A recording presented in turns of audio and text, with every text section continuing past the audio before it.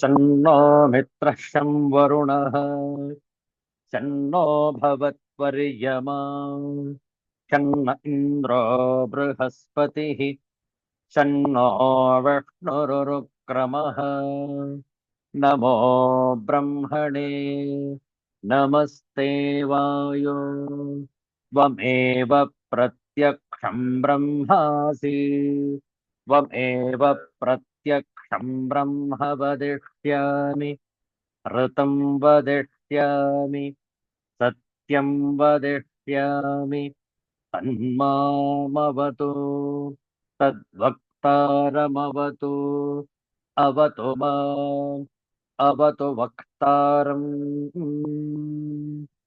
ॐ शान्तिः शान्तिः शान्तिः हरिः ॐ श्रीगुरुभ्यो नमः हरिः ॐ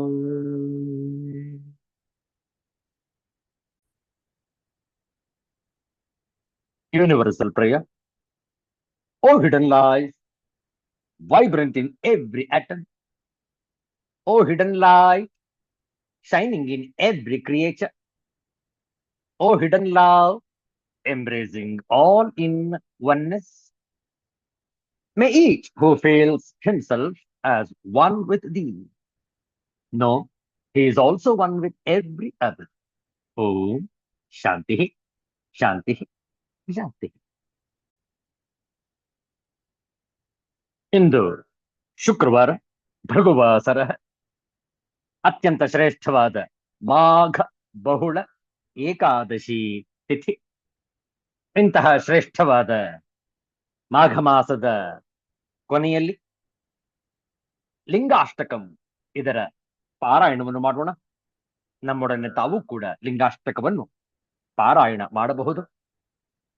ಇಂದು ಏಕಾದಶಿ, ದ್ವಾದಶಿ, ತ್ರಯೋದಶಿ, ಉಪರಿ ಚತುರ್ದಶಿ ಭಾನುವಾರ, ಮಹಾಶಿವರಾತ್ರಿ, ಲಿಂಗಾಷ್ಟಕಂ ಇದರ ಪಾರಾಯಣ. ಓಂ ब्रह्ममुरारिसुरार्चितलिङ्गं निर्मलभासितशोभितलिङ्गं जन्मजदुःखविनाशकलिङ्गं तत्प्रणमामि सदा शिवलिङ्गं तत्प्रणमामि सदा शिवलिङ्गम्. देवमुनिप्रवरार्चितलिङ्गं कामदहनकरुणाकरलिङ्गं रावणदर्पविनाशनलिङ्गं तत्प्रणमामि सदा शिवलिङ्गं सर्वसुगन्धिसुलेपितलिङ्गं बुद्धिविवर्धनकारणलिङ्गं सिद्धसुरासुरवन्दितलिङ्गं तत्प्रणमामि सदा शिवलिङ्गं कनकमहामणिभूषितलिङ्गं फणिपतिवेष्टितशोभितलिङ्गं दक्षसुयज्ञविनाशनलिङ्गं तत्प्रणमामि सदा शिवलिङ्गं कुङ्कुमचन्दनलेपितलिङ्गं पङ्कजहार सुशोभितलिङ्गं सञ्चितपाप विनाशनलिङ्गं तत्प्रणमामि सदा शिवलिङ्गं देवगणार्चितसेवितलिङ्गं आवैर्भक्तिभिरेव च लिङ्गं दिनकरकोटिप्रभाकरलिङ्गं तत्प्रणमामि सदा शिवलिङ्गम् अष्टदलोपरिवेष्टितलिङ्गं सर्वसमुद्भवकारणलिङ्गं अष्टदरिद्रविनाशनलिङ्गम् तत्प्रणमामि सदा शिवलिङ्गम् सुरगुरुसुरवरपूजितलिङ्गम् सुरवनपुष्पसदार्चितलिङ्गम् परात् परम् परमात्मकलिङ्गम् तत्प्रणमामि सदा शिवलिङ्गम् तत्प्रणमामि सदा शिवलिङ्गम् लिङ्गाष्टकमिदं पुण्यं यः पठेत् शिवसन्निधौ शिवलोकमवाप्नोति शिवेन सह मोदते हर हर नमः पार्वतीपतये हर हर ಮಹಾದೇವ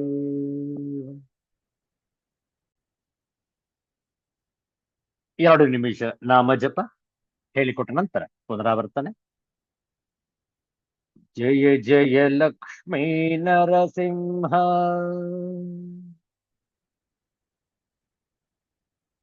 ವಜ್ರಸ್ತಂಭಜ ನರಸಿಂಹ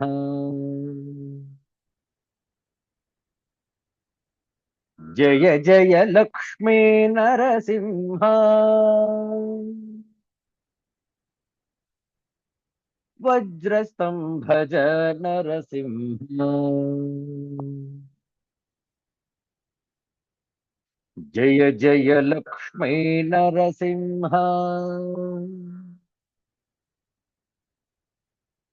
ವಜ್ರಸ್ತಂಭಜ ನರಸಿಂಹ ಜಯ ಜಯ ಲಕ್ಷ್ಮೀ ನರಸಿಂಹ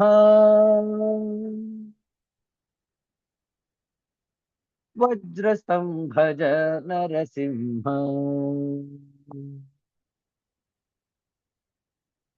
ವಜ್ರಸ್ತಂಭಜ ನರಸಿಂಹ ವಜ್ರಸ್ತಂಭಜ ನರಸಿಂಹ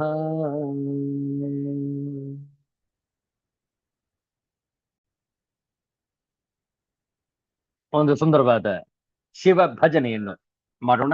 ಅತ್ಯಂತ ಚಿಕ್ಕದಾಗಿದೆ, ಆದರೆ ಅತ್ಯಂತ ಚೊಕ್ಕವಾಗಿದೆ. ಹೇಳಿಕೊಡ್ತೇವೆ, ತಾವು ಕೂಡ ಹಾಡಬಹುದು. ಪ್ರಾರಂಭದಲ್ಲಿ 3 ಬಾರಿ ಮಹಾಮೃತ್ಯುಂಜಯ ಮಂತ್ರವನ್ನು ಹೇಳೋಣ.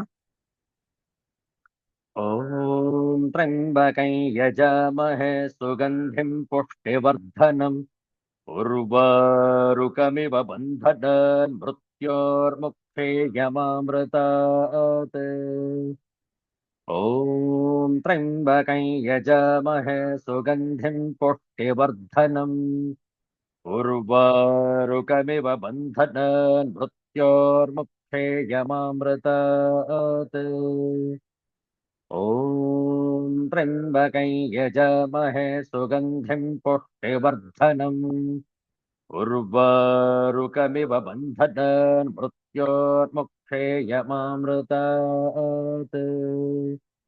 ಓಂ ಶಾಂತಿ ಶಾಂತಿ ಶಾಂತಿ.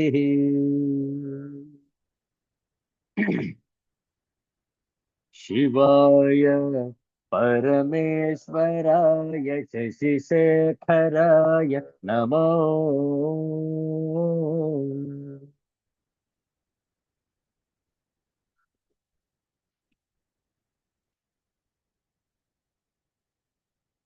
ಭವಾಯ ಗುಣಸಂಭವಾಯ ಶಿವತಾಂಡವಾಯ ನಮೋ.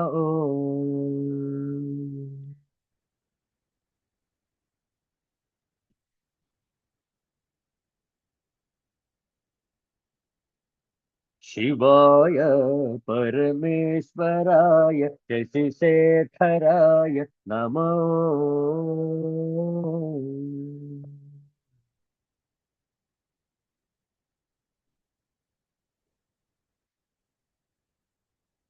ಭವಾಯ ಗುಣಸಂಭವಾಯ ಶಿವತಾಂಡವಾಯ ನಮೋ.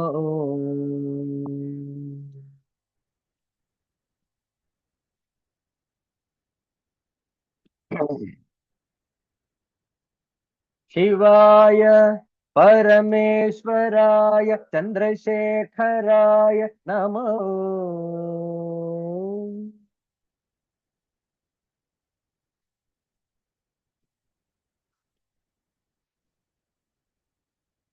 भवाय गुणसम्भवाय शिवताण्डवाय नमो।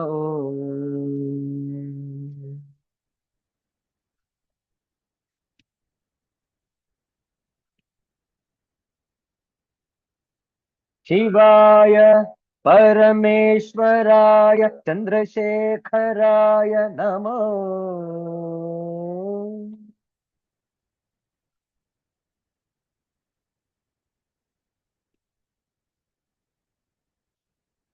भवाय गुणसम्भवाय शिवताण्डवाय नमो।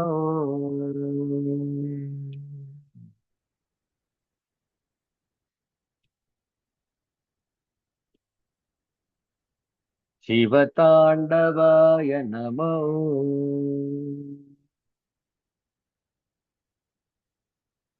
शिवताण्डवाय नमो।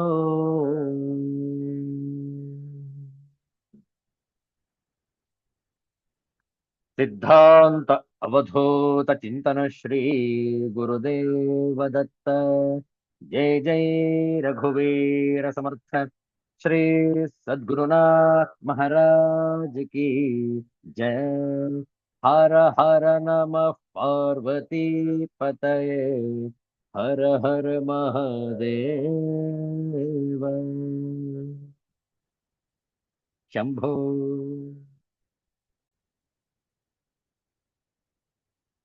ಆಚಾರ್ಯ ಶಂಕರರ ವಿವೇಕ ಚೂಡಾಮಣಿ ಈ ಪ್ರಕರಣ ಗ್ರಂಥದ ಕೆಲವು ಶ್ಲೋಕಗಳ ಪಾರಾಯಣ ಹೇಳಿಕೊಡ್ತೇವೆ, ಪುನರಾವರ್ತಿಸಬಹುದು. ಪ್ರಾರಂಭದಲ್ಲಿ ಮಂಗಳಾಚರಣ ಶ್ಲೋಕ.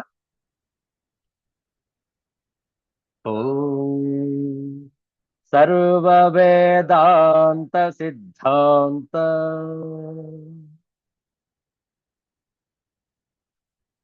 ಗೋಚರಂ ತಮಗೋಚರಂ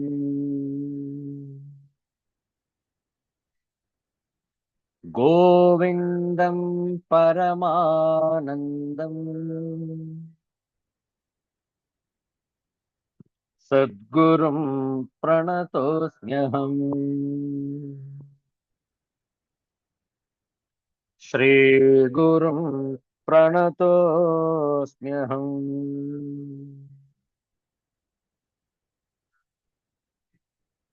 318ನೇ ಶ್ಲೋಕ. ತಮಸ್ತಮಃ ಕಾರ್ಯಮನರ್ಥಜಾಲಂ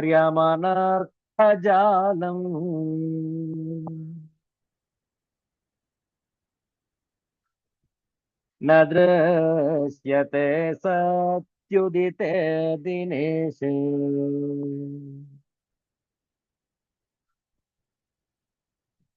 ತಥಾ ದ್ವಯಾನಂದರಸಾನುಭೂತೌ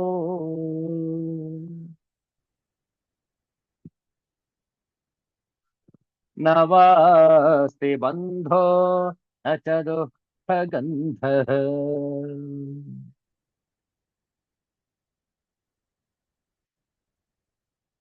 ದೃಶ್ಯಂ ಪ್ರತೀತಂ ಪ್ರವಿಲಾಪಯನ್ ಸ್ವಯಂ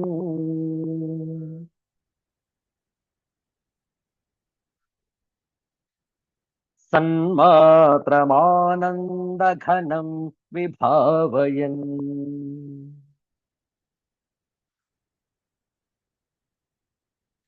ಸಮಾಹಿತಃ ಸನ್ ಬಹಿರಂತರಂ ವಾ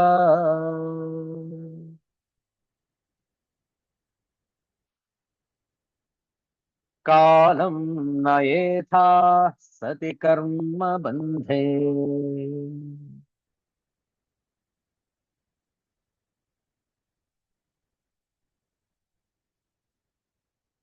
ಪ್ರಮಾದೋ ಬ್ರಹ್ಮನಿಷ್ಠಾಯಾಂ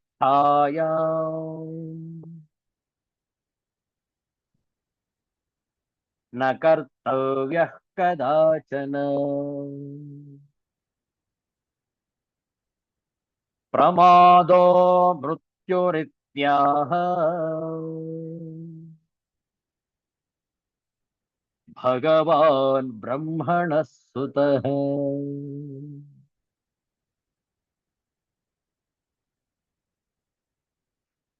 ನ ಪ್ರಮಾದಾದನರ್ಥೋನ್ಯಃ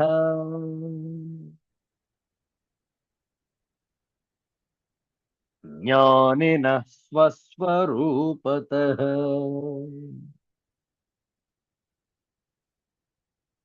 ತತೋ ಮೋಹಸ್ತತೋ ಹಂಧೀಃ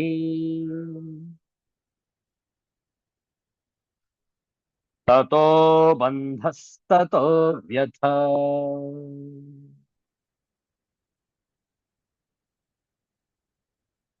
ಓಂ ಶಾಂತಿ ಶಾಂತಿ ಶಾಂತಿ. ಹರಃ ಓಂ. ಶ್ರೀ ಗುರುಭ್ಯೋ ನಮಃ. ಹರಃ ಓಂ. ಬ್ರಹ್ಮನಿಷ್ಠೆಯಲ್ಲಿ ಎಂದಿಗೂ ಎಚ್ಚರ ತಪ್ಪಕೂಡದು. ಪ್ರಮಾದವೇ ಮೃತ್ಯುವು ಎಂದು ಭಗವಂತನಾದ ಬ್ರಹ್ಮಕುಮಾರನು ಸನತ್ಕುಮಾರನು ಸನತ್ಸುಜಾತನು ಧೃತರಾಷ್ಟ್ರನಿಗೆ ಹೇಳುತ್ತಾನೆ. ಜ್ಞಾನಿಯಾದವನಿಗೆ ತನ್ನ ಸ್ವರೂಪದಲ್ಲಿ ಎಚ್ಚರಿಕೆ ತಪ್ಪಿದರೆ ಅದಕ್ಕಿಂತ ಬೇರೆ ಕೇಳಿಲ್ಲ. ಅದರಿಂದಲೇ ಮೋಹವು, ಅದರಿಂದಲೇ ಅಹಂಕಾರವು, ಅದರಿಂದಲೇ ಬಂಧವು, ಅದರಿಂದಲೇ ವ್ಯಥೆಯು ಉಂಟಾಗುವು. ವಿಷಯಾಭಿಲಾಷಿಯು, ವಿಷಯದ ಆಸಕ್ತಿಯನ್ನು ಹೊಂದಿರುವವನು ವಿದ್ವಾಂಸನಾಗಿದ್ದರೂ ಆತ್ಮವಿಸ್ಮೃತಿ ಎಂಬ ಪ್ರಮಾದವು ಬುದ್ಧಿಯ ದೋಷಗಳಿಂದ ಜಾರನಾದ ಪ್ರಿಯನನ್ನು ಕ್ಲೇಶಪಡಿಸುವ ಹೆಂಗಸಿನಂತೆ ಅವನನ್ನು ಕ್ಲೇಶಗೊಳಿಸುತ್ತದೆ. ವಿಷಯಾಭಿಮುಖಂ, ವಿಷಯಗಳ ಕಡೆಗೆ ತಿರುಗಿದವನನ್ನು ವಿದ್ವಾಂಸನಾಗಿದ್ದರೂ ವಿಸ್ಮೃತಿ ಪ್ರಮಾದವು ಧೀದೋಷೈ, ಬುದ್ಧಿಯ ದೋಷಗಳಿಂದ ಜಾರಂ ಪ್ರಿಯಂ, ಜಾರನಾದ ಪ್ರಿಯನನ್ನು ಯೋಷಾ ಇವ, ಹೆಂಗಸು ಹೇಗೋ ಹಾಗೆ ವಿಕ್ಷೇಪಯತಿ, ಕ್ಲೇಶಗೊಳಿಸುತ್ತದೆ. ಈ ಶ್ಲೋಕವನ್ನು ಒಮ್ಮೆ ಪಾರಾಯಣ ಮಾಡುವ. ವಿಷಯಾಭಿಮುಖಂ ದೃಷ್ಟ್ವಾ ವಿದ್ವಾಂಸಮಪಿ ವಿಸ್ಮೃತಿಃ ವಿಕ್ಷೇಪಯತಿ ಧೀದೋಷೈಃ ಯೋಷಾ ಜಾರಮಿವ ಪ್ರಿಯಂ. ವಿಷಯಾಭಿಮುಖಂ ದೃಷ್ಟ್ವಾ ವಿದ್ವಾಂಸಮಪಿ ವಿಸ್ಮೃತಿಃ ವಿಕ್ಷೇಪಯತಿ ಧೀದೋಷೈಃ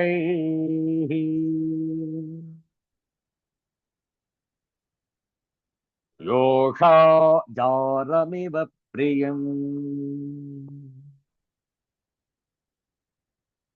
जिस प्रकार कुलटा स्त्री अपने प्रेमी जार पुरुष को उसकी बुद्धि बिगाड़कर पागल बना देती है, उसी प्रकार विद्वान पुरुष को भी विषयों में प्रवृत्त होता देखकर आत्मविस्मृति बुद्धि दोषों से विक्षिप्त कर देती है. Finding even a wise man hankering after sense objects, oblivion torments him through the evil propensities of the buddhi, as woman does her doting paramour. The memory of his sweetheart haunts the man and he is miserable. Likewise, if a sadhaka, though a scholar, if he turns towards the sense objects and its sensual enjoyments, he is doomed to disaster. ವಿಷಯಾಭಿಮುಖಂ, ವಿಷಯಗಳ ಕಡೆಗೆ ತಿರುಗಿದವನನ್ನು, ವಿಷಯಾಭಿಲಾಷಿಯು, ವಿದ್ವಾಂಸನ್ ಅಪಿ ವಿದ್ವಾಂಸನಾಗಿದ್ದರೂ ವಿಸ್ಮೃತಿ ಪ್ರಮಾದವು ಧೀದೋಷೈ ಬುದ್ಧಿಯ ದೋಷಗಳಿಂದ ಜಾರಂ ಪ್ರಿಯಂ ಜಾರನಾದ ಪ್ರಿಯನನ್ನು ಯೋಷಾ ಇವ ಹೆಂಗಸು ಹೇಗೋ ಹಾಗೆ ವಿಕ್ಷೇಪಯತಿ ಕ್ಲೇಶಗೊಳಿಸುತ್ತದೆ. ವಿಷಯದ ಆಕಾಂಕ್ಷೆಯನ್ನು ಹೊಂದಿರುವಂತಹ ಆ ಸ್ತ್ರೀಲಂಪಟನು ವಿದ್ವಾಂಸನಾಗಿದ್ದರೂ ಆತ್ಮವಿಸ್ಮೃತಿ ಎಂಬ ಪ್ರಮಾದವು ಬುದ್ಧಿಯ ದೋಷಗಳಿಂದ ಜಾರನಾದ ಆ ಪ್ರಿಯನನ್ನು ಕ್ಲೇಶಪಡಿಸುವ ಹೆಂಗಸಿನಂತೆ ಈ ಪ್ರಮಾದ ದೋಷವು ಈತನನ್ನು ಕ್ಲೇಶಗೊಳಿಸುವುದು. ಎಚ್ಚರಿಕೆ ಇರಲಿ, ವಿಷಯಗಳ ಕಡೆಗೆ ನಾವು ಮುಖ ಮಾಡಬಾರದು. ವಿಷಯಗಳಿಂದ ವಿಮುಖವಾಗಿ ತಿರುಗಿಸಿಕೊಂಡು ಅಂತರ್ಮುಖರಾಗಿ ಸಾಧನೆಯನ್ನು ಮಾಡಿದಾಗ ಮಾತ್ರ ಪ್ರಮಾದ ದೋಷಗಳಿಂದ ನಾವು ಹೊರಬರಬಹುದು. ಇಲ್ಲದಿದ್ದರೆ ಅದೇ ಮೃತ್ಯುವು. ಮುಂದೆ ನೋಡಿ, ಯಥಾ ಪ್ರಕೃಷ್ಟಂ ಶೈವಾಲಂ ಕ್ಷಣಮಾತ್ರಂ ನ ತಿಷ್ಠತಿ ಆವೃಣೋತಿ ತಥಾ ಮಾಯಾ ಪ್ರಾಜ್ಞಂ ವಾಪಿ ಪರಾಂಗುಖಂ. ಯಥಾಪಕೃಷ್ಟಂ ಶೈವಾಲಂ ಕ್ಷಣಮಾತ್ರಂ ನ ತಿಷ್ಠತಿ ಆವೃಣೋತಿ ತಥಾ ಮಾಯಾ ಪ್ರಾಜ್ಞಂ ವಾಪಿ ಪರಾಂಗುಖಂ.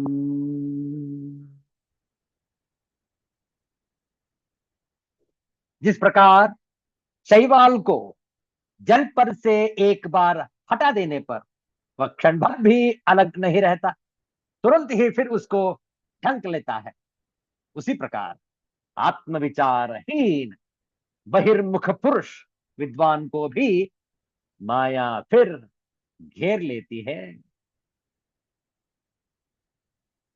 As sedge, or you can call it as moss, as sedge, even if removed, does not stay away for a moment, but covers the water again. So, Maya or nescience also covers even a wise man if he is averse to meditation on the sedge. The sedge has to be prevented from closing in by means of a bamboo or some other thing. Meditation also is necessary to keep nescience away. So what is this sedge or moss? It's very beautifully explained in Kannada also. Apakrishtam sarisalpatta shaivalam moss sedge ಪಾಚಿ ಕ್ಷಣ ಮಾತ್ರಂ ಒಂದು ಕ್ಷಣವು ಯಥಾ ಹೇಗೆ ನ ತಿಷ್ಠತಿ ನಿಲ್ಲುವುದಿಲ್ಲವೋ ತಥಾ ಹಾಗೆಯೇ ಮಾಯೆಯು ಪರಾಂಗುಖಂ ಆತ್ಮವಿಮುಖನಾದವನನ್ನು ಬಹಿರ್ಮುಖನಾದವನನ್ನು ಪ್ರಾಜ್ಞಂವ ಅಪಿ ಪ್ರಾಜ್ಞನಾಗಿದ್ದರೂ ಆವೃಣೋತಿ ಆವರಿಸುತ್ತದೆ. ಸರಿಸಲ್ಪಟ್ಟ ಪಾಚಿಯು ಕ್ಷಣ ಮಾತ್ರವೂ ನಿಲ್ಲದೆ ಹೇಗೆ ನೀರನ್ನು ಮುಚ್ಚಿಕೊಳ್ಳುತ್ತದೆಯೋ ಹಾಗೆಯೇ ಆತ್ಮನಿಷ್ಠೆಯಿಂದ ವಿಮುಖನಾದವನು ಪ್ರಾಜ್ಞನಾಗಿದ್ದರೂ ಅವನನ್ನು ಮಾಯೆಯು ಮುಚ್ಚಿಕೊಳ್ಳುತ್ತದೆ. ಪಾಚಿ ಕಟ್ಟಿದೆ ಒಂದು ಕೆರೆಯಲ್ಲಿ, ಅದನ್ನ ಸರಿಸಲು ಕೇವಲ ಒಂದು ಕಡ್ಡಿ ತೆಗೆದುಕೊಂಡ್ರೆ ಸಾಲದು, ಅದು ಬೇಗ ಬಹಳ ತಕ್ಷಣವೇ ಮುಚ್ಕೊಂಡು ಬಿಡತ್ತೆ. ಅದಕ್ಕೊಂದು ದೊಡ್ಡದಾದಂತಹ ಒಂದು ಮರದ ದಿಂಬೆ ಬೇಕು.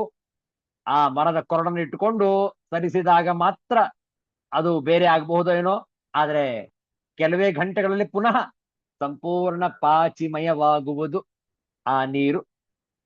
ಅದೇ ರೀತಿಯಲ್ಲಿ ಎಷ್ಟೇ ಮನಸ್ಸನ್ನು ತೊಳೆದುಕೊಂಡರೂ ಕೂಡ ಬಹಿರ್ಮುಖನಾಗಿದ್ದರೆ ಬೇಗ ಮಾಯೆಯು ಆವರಿಸಿ ಪುನಃ ಮನಸ್ಸು ಕ್ಲೇಶಕ್ಕೆ ಒಳಪಡುವುದು.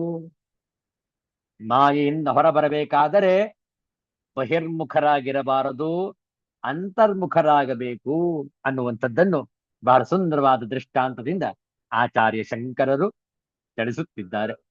ಮುಂದೆ ನೋಡಿ. ಲಕ್ಷ್ಯಚ್ಯುತಂ ಚೇದ್ಯದಿ ಚಿತ್ತಮೀಷದ್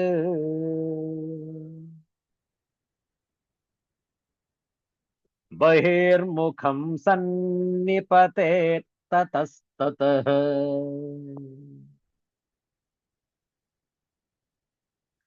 ಪ್ರಮೋದತಃ ಪ್ರಚ್ಯುತಕೇಲಿ ಕಂದುಕಃ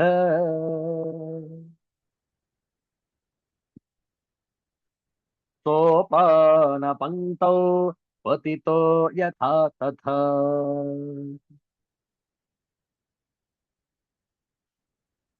ಲಕ್ಷ್ಯಚ್ಯುತಂ ಚೇತ್ಯದಿ ಚಿತ್ತಮೀಷದ್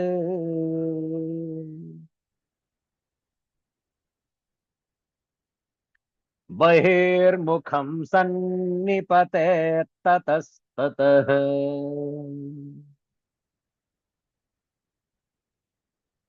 ಪ್ರಮೋದತಃ ಪ್ರಚ್ಯುತಕೇಲಿ ಕಂದುಕಃ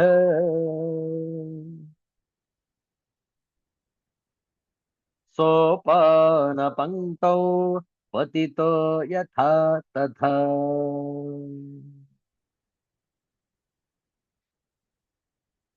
जैसे असावधानतावश हाथ से छूटकर सीढ़ियों पर गिरी हुई खेल की गेंद एक सीढ़ी से दूसरी सीढ़ी पर गिरती हुई नीचे चली जाती है, वैसे ही यदि चित्त अपने लक्ष्य ब्रह्म से हटकर थोड़ा सा भी बहिर्मुख हो जाता है तो फिर बराबर नीचे ही की ओर गिरता जाता है. If the mind ever so slightly strays from the ideal and becomes outgoing, then it goes down and down, just as a play ball inadvertently dropped on the staircase bounds down from one step to another. Beautiful description, beautiful example given by Acharya Shankar. What a terrible and graphic warning to happy-go-lucky aspirants. ಯಥಾ ಹೇಗೆ ಪ್ರಮಾದತಃ ಪ್ರಮಾದದಿಂದ ಪ್ರಚ್ಯುತ Cayley ಕಂದುಕಃ ಜಾರಿದ ಆಟದ ಚೆಂಡು ಸೋಪಾನ ಪಂಕ್ತೌ ಮೆಟ್ಟಲುಗಳ ಸಾಲಿನಲ್ಲಿ ಪತಿತಃ ಬೀಳುವುದೋ ತಥಾ ಹಾಗೆಯೇ ಚಿತ್ತಂ ಚಿತ್ತವು ಲಕ್ಷ್ಯಚ್ಯುತಂ ಚೇತ್ ಯದಿ ತನ್ನ ಗುರಿಯಿಂದ ಚ್ಯುತವಾದರೆ ಬಹಿರ್ಮುಖವಾಗಿ ತತಃ ತತಃ ಅಲ್ಲಲ್ಲಿ ಸನ್ನಿಪತೇತ್ ಬಿದ್ದು ಬಿಡುತ್ತದೆ. ಪ್ರಮಾದ ವಶದಿಂದ ಮೆಟ್ಟಲುಗಳ ಸಾಲಿನ ಮೇಲೆ ಜಾರಿದ ಆಟದ ಚೆಂಡು ಹೇಗೆ ಕೆಳಕ್ಕೆ ಹೋಗುವುದೋ ಹಾಗೆಯೇ ಆತ್ಮನೆಂಬ ಗುರಿಯಿಂದ ಜಾರಿದ ಚಿತ್ತವು ಬಹಿರ್ಮುಖವಾಗಿ ಅಲ್ಲಲ್ಲಿ ಕೆಳಕ್ಕೆ ಬಿದ್ದು ಓಡುತ್ತದೆ.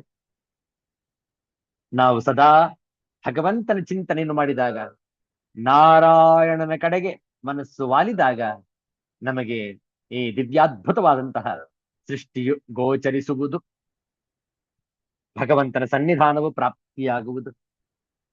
ಊರ್ಧ್ವ ಮೂಲಂ ಅಧಃಶಾಖಂ ಅಶ್ವತ್ಥಂ ಪ್ರಾಹುರವ್ಯಯಂ ಛಂದಾಂಸಿ ಯಸ್ಯ ಪರ್ಣಾನಿ ಯಸ್ತಂ ವೇದ ಸವೇದವಿತ್. ಅವನೇ ವೇದವನ್ನು ಸರಿಯಾಗಿ ತಿಳಿದುಕೊಂಡವ. ಯಾರು ಅಂತರ್ಮುಖತ್ವವನ್ನು ಕಲಿತುಕೊಂಡಿರ್ತಾನೆ ಅವನಿಗೆ ಮಾತ್ರ ಬ್ರಹ್ಮನ ಆವಿರ್ಭಾವ ಉಂಟಾಗುವುದು. ಆ ಶ್ಲೋಕವನ್ನ ಸುಂದರವಾದ ಕನ್ನಡದಲ್ಲಿ ಮುಕ್ತಕದಲ್ಲಿ ಡಾಕ್ಟರ್ ಡಿ ವಿ ಗುಂಡಪ್ಪನವರು ತಿಳಿಸ್ತಾರೆ. ಭಗವದ್ಗೀತೆಯ 15ನೇ ಅಧ್ಯಾಯದ ಪ್ರಥಮ ಶ್ಲೋಕ. ಪರಮ ಪದದಲ್ಲಿ ನೋಡು ಬೇರುಗಳ ವ್ಯೋಮದಲ್ಲಿ ಧರೆಗಿಳಿದ ಕೊಂಬುರೆಂಬೆಗಳು ಬಿಳಳುಗಳು. ಚಿರಜೀವಿ ವೃಕ್ಷವಿದು ವಿಶ್ವ ಜೀವಾಶ್ವತ್ಥ ಪರಿಕಿಸಿದರರ್ಥವನು ಮಂಕುತಿಮ್ಮ. ಪರಿಕಿಸಿದರರ್ಥವನು ಮಂಕುತಿಮ್ಮ. ಮಂಕುತಿಮ್ಮ ಧರೆಗೆ ಇಳಿದ ಚಿರಜೀವಿ ವೃಕ್ಷವಿದು ಚಿರಜೀವಿ ವೃಕ್ಷವು ಇದು. ವಿಶ್ವ ಜೀವಾಶ್ವತ್ಥ, ವಿಶ್ವ ಜೀವ ಅಶ್ವತ್ಥ. ಪರಿಕಿಸಿದರರ್ಥವನ್ನು, ಪರಿಕಿಸು, ಪರ ಪರಿಕಿಸು, ಪರೀಕ್ಷಿಸು, ಇದರ ಅರ್ಥವನು. ವ್ಯೋಮ ಆಕಾಶ, ಧರೆ ಭೂಮಿ, ಬಿಳಲು ಮರದಿಂದ ಹೊರಗಡೆ ಭೂಮಿಗಿಳಿಯುವ ಬೇರುಗಳು. ಪರಿಕಿಸು, ಪರೀಕ್ಷಿಸಿ ನೋಡು. Try looking at the universe through picture. There is a tree with its root in the sky. Towards the earth are its twigs, branches, and struts. This is the tree of life. This is the universe symbolized as a Ashwatha tree. Root being the supreme being, God, and leaves are being of this world. Try and analyze its meaning. Mankutimma. ನಿಸರ್ಗದಲ್ಲಿ ಮರವು ಮೇಲಿದ್ದರೆ ಬೇರುಗಳು ಭೂಮಿಯ ಒಳಗೆ ಇರುತ್ತದೆ. ಆದರೆ ಜಗದ್ವೃಕ್ಷದ ಬೇರುಗಳು ಆಕಾಶದಲ್ಲಿ ಅಥವಾ ಪರಮಪದದಲ್ಲಿ ಇರುತ್ತದೆ. ಅವು ಪರಮಪದದ ಬೇರುಗಳಾದ್ದರಿಂದ ಬದುಕು ಚಿರಂತನ ಮತ್ತು ನಿರಂತರ. ಇದನ್ನು ವಿಶ್ವ ಜೀವಾಶ್ವತ್ಥ ಎಂದು ಕರೆದು ಬದುಕಿನ ಮೂಲ ಮತ್ತು ಅಗಾಧತೆಯನ್ನು ಅರುಹಿ ಅದರ ಅರ್ಥವನ್ನು ಪರೀಕ್ಷಿಸಿ ನೋಡು ಎಂದು ನಮಗೆ ಅರುಹಿದ್ದಾರೆ ಮಾನ್ಯ ಗುಂಡಪ್ಪನವರು. ಆಕಾಶಾದ್ ವಾಯು, ವಾಯೋರಗ್ನಿ, ಅಗ್ನೇರಾಪಃ, ಅಭ್ಯಃ ಪೃಥಿವೀ, ಪೃಥಿವ್ಯಾ ಓಷಧಯಃ, ಓಷಧೇಭ್ಯೋನ್ನಂ, ಅನ್ನಾತ್ ಪುರುಷಃ ಎನ್ನುತ್ತದೆ ತೈತ್ರಿಯ ಉಪನಿಷತ್. ಹಾಗಾಗಿ ಈ ಜಗತ್ತಿನ ವೃಕ್ಷದಂತಿರುವ ಬದುಕಿನಲ್ಲಿ ಎಲ್ಲಕ್ಕೂ ಮೂಲವೇ ನಭೋಮಂಡಲ. ಜ್ಞಾನ, ಗಾಳಿ, ಮಳೆ, ಸೂರ್ಯ, ಬೆಳಕು, ಶಾಖ, ಋತುಮಾನಗಳು ಎಲ್ಲವೂ ಆ ನಭೋಮಂಡಲಕ್ಕೆ ಸೇರಿದೆ ಮತ್ತು ಈ ಭೂಮಿಯಲ್ಲಿನ ಬದುಕಿಗೆ ಪೂರಕವಾಗಿರುವುದು. ಎಂದೋ ಆರಂಭಗೊಂಡ ಈ ಜೀವನ್ ವೃಕ್ಷ ಒಂದು ಬೃಹತ್ ಅಶ್ವತ್ಥ ವೃಕ್ಷದಂತೆ ಕವಲು ಕವಲಾಗಿ ಹರಡಿ ಹೊಸ ಹೊಸ ಚಿಗುರು ಮತ್ತು ರೆಂಬೆ ಕೊಂಬೆಗಳನ್ನು, ಬಗೆ ಬಗೆಯ ಹೂ ಹಣ್ಣುಗಳನ್ನು ತಳೆದು ಕೋಟ್ಯಾಂತರ ವರ್ಷಗಳಿಂದ ಕೋಟಿ ಕೋಟಿ ದಾರಿ ಬದಲಾಗುತ್ತಾ ಇಂದಿನ ರೂಪಕ್ಕೆ ಬಂದಿದೆ. ಪೃಥ್ವಿಯ ಮೇಲಿನ ಎಲ್ಲ ಜೀವರಾಶಿಗಳು ತಮ್ಮೆಲ್ಲ ಅವಶ್ಯಕತೆಗಳನ್ನು ಪೂರೈಸಿಕೊಳ್ಳಲು ವ್ಯೋಮವನ್ನೇ ಎಂದರೆ ಆಕಾಶವನ್ನೇ ಆಧರಿಸುತ್ತವೆ. ನಾವು ಕೇವಲ ಬದುಕುತ್ತೇವೆ. ನಮ್ಮ ಅಸ್ತಿತ್ವದ ಮೂಲ ಮತ್ತು ನಮ್ಮ ಬದುಕಿನ ಆಧಾರದ ಬಗ್ಗೆ ಯೋಚಿಸುವುದಿಲ್ಲ. ನಮ್ಮ ಅವಶ್ಯಕತೆಗಳನ್ನು ಮತ್ತು ನಮ್ಮ ಅಸ್ತಿತ್ವಕ್ಕೆ ಪೂರಕವಾದ ಎಲ್ಲವನ್ನು ನೀಡುವ ಆ ಪರಮಾತ್ಮನ ಸಮರ್ಪಕವಾದ ವ್ಯವಸ್ಥೆಯ ಬಗ್ಗೆ ನಮಗೆ ಅರಿವಿರುವುದಿಲ್ಲ. ಒಂದು ಬೀಜ ಮೊಳಕೆಯೊಡೆದು ಸಸಿಯಾಗಿ, ಗಿಡವಾಗಿ, ಮರವಾಗಿ, ಹೆಮ್ಮರವಾಗಿ ಬೃಹತ್ ವೃಕ್ಷವಾಗುವ ವ್ಯವಸ್ಥೆಯನ್ನು ನೋಡಿದರೆ ಸೃಷ್ಟಿಯ ಅದ್ಭುತತೆ ನಮಗೆ ಅರ್ಥವಾಗುತ್ತದೆ. ಇದೇ ರೀತಿ ಈ ಜಗದ್ವೃಕ್ಷವೂ ವಿಕಸನಗೊಂಡಿದೆ. ಇದಕ್ಕೆಲ್ಲ ಮೂಲ ಪರಮಪದ, ಆ ಪರಮಶಕ್ತಿಯ ನಿವಾಸ ಸ್ಥಾನ. ಈ ಜಗತ್ತಿನ ಎಲ್ಲ ವಿದ್ಯೆಗಳ ಗುರಿಯೇ ಈ ಸೃಷ್ಟಿ ಮತ್ತು ಸೃಷ್ಟಿಕರ್ತನನ್ನು ಅರಿಯುವುದು. ವಿಶ್ವ ಜೀವಾಶ್ವತ್ಥ ಪರಿಕಿಸಿದರರ್ಥವನು ಎಂದು ಹೇಳುತ್ತಾ ಪರಮಾರ್ಥವನ್ನು ಅರಿಯುವ ಆದೇಶವನ್ನು ನಮಗೆ ಮಾನ್ಯ ಗುಂಡಪ್ಪನವರು ನೀಡಿದ್ದಾರೆ. ಜಗತ್ತನ್ನು ಮತ್ತು ಇದರ ಸೃಷ್ಟಿಕರ್ತನನ್ನು ಅರಿಯಬೇಕಾದರೆ ಜಗತ್ತಿನಲ್ಲೇ ಇದ್ದು ಜಗತ್ತಿನ ಮೂಲಕವೇ ಜಗತ್ತಿನಿಂದ ವಿಮುಖರಾಗಬೇಕು. ಇದು ಅಸಾಧ್ಯವಲ್ಲ, ಆದರೆ ಕಷ್ಟ ಸಾಧ್ಯ. ಇಂತಹ ಶ್ರೇಷ್ಠವಾದ ವಿಚಾರವನ್ನು ಒಳಗೊಂಡಿದೆ ವಿವೇಕ ಚೂಡಾಮಣಿ. ಪ್ರಮಾದ ದೋಷದಿಂದ ನಾವು ದೂರವಿರುವಂತೆ ನಮ್ಮ ಅಂತಃಕರಣವನ್ನು ಕಾಪಾಡಿಕೊಳ್ಳಬೇಕು. ಬಹಿರ್ಮುಖವನ್ನು ಸಂಕ್ಷಿಪ್ತಗೊಳಿಸಿ ಅಂತರ್ಮುಖತ್ವವನ್ನು ಸಾಧಿಸಿಕೊಳ್ಳಬೇಕು. ಅಸಾಧ್ಯವಲ್ಲ, ಆದರೆ ಕಷ್ಟ ಸಾಧ್ಯ. ಎಲ್ಲರೂ ಕೂಡ ಈ ಕಷ್ಟ ಸಾಧ್ಯವನ್ನು ಸಾಧಿಸುವವರಾಗಿ ಬೆಳೆಯಲಿ ಎಂದು ಆಶಿಸೋಣ. ಉಳಿದ ವಿಚಾರಗಳನ್ನು ಮುಂದಿನ ಶುಕ್ರವಾರ ಮುಂದುವರಿಸಿ. ಶಾಂತಿ ಮಂತ್ರ. ಓಂ ಸರ್ವೇ ಭವಂತು ಸುಖಿನಃ, ಸರ್ವೇ ಸಂತು ನಿರಾಮಯಾಃ, ಸರ್ವೇ ಭದ್ರಾಣಿ ಪಶ್ಯಂತು मा कश्चित् दुःखभाग् भवेत्। ओम शांति शांति शांति। हरिः ओम। श्री गुरुभ्यो नमः। हरिः ಓಂ. ಮತ್ತೆ ಭೇಟಿಯಾಗೋಣ. ಎಲ್ಲರಿಗೂ ಒಳಿತಾಗಲಿ. ಎಲ್ಲರಿಗೂ ಶುಭವಾಗಲಿ. ಜೈ ಶ್ರೀ ಗುರುದೇವ್.